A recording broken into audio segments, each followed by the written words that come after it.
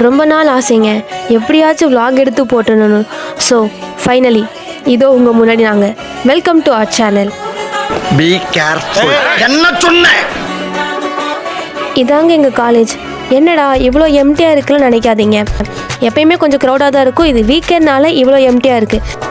சரி, நம்ம போயிட்டு பஸ்ஸை பிடிக்கலான்னு பார்த்தா நம்ம பஸ் எப்பயுமே கரெக்டான நேரத்துக்கு வராது. நாங்கள் போய் ஒரு 10 மினிட்ஸ் கழிச்சு தான் பஸ் வந்துச்சு. நாங்களும் பஸ் ஏறி குடுகுடுன்னு போயிட்டோம்.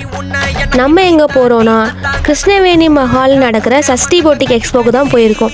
அப்படியே வாசல்லே இவங்க பேனருக்கு ஒரு வணக்கத்தை போட்டுட்டு வாங்க உள்ளே போகலாம்.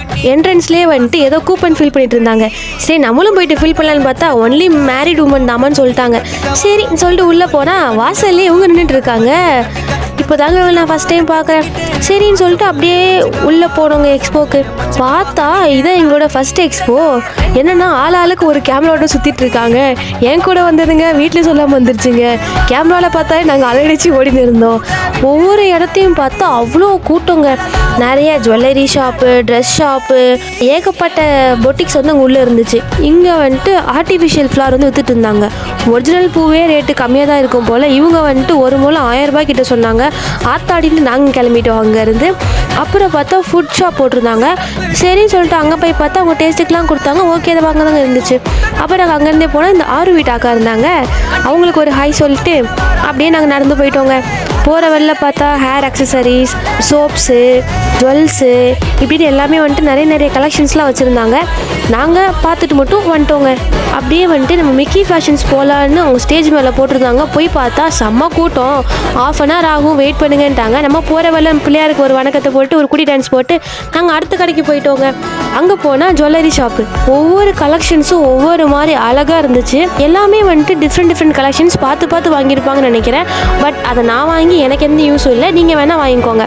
அடுத்து ஆரி ஒர்க் ப்ளவுஸு. ஒவ்வொரு கலெக்ஷன்ஸுமே வித்தியாசமாக கஸ்டமைஸ் பண்ணி கொடுத்துட்டு இருந்தாங்க. நல்லா இருந்துச்சுங்க பார்க்குறதுக்கு.